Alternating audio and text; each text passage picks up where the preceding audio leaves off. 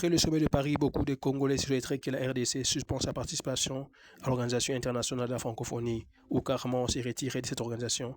Dans les deux cas, ça serait une erreur. Les Congolais devraient plutôt se poser la question de savoir ce que la RDC devait faire pour mieux tirer profit de son appartenance à la grande famille francophone.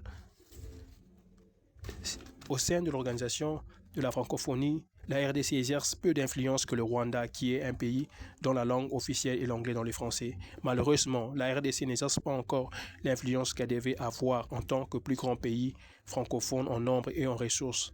Par contre, au cours des dernières années, le Rwanda a réussi petit à petit à utiliser la francophonie comme instrument au service de ses intérêts stratégiques. Ce n'est pas un hasard si le Rwanda avait réussi en 2018 à faire élire son ministre des Affaires étrangères, Louis Mushikiwabo, comme secrétaire général de la francophonie et à la faire élire en 2022 pour un deuxième mandat.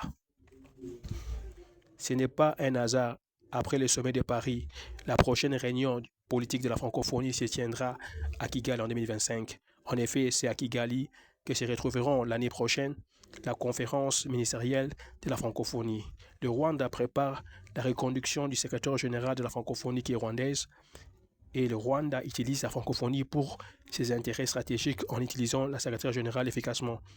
Il est temps que la RDC se réveille et puisse utiliser la francophonie de manière intelligente pour ses intérêts stratégiques sur le plan diplomatique, culturel, économique et commercial.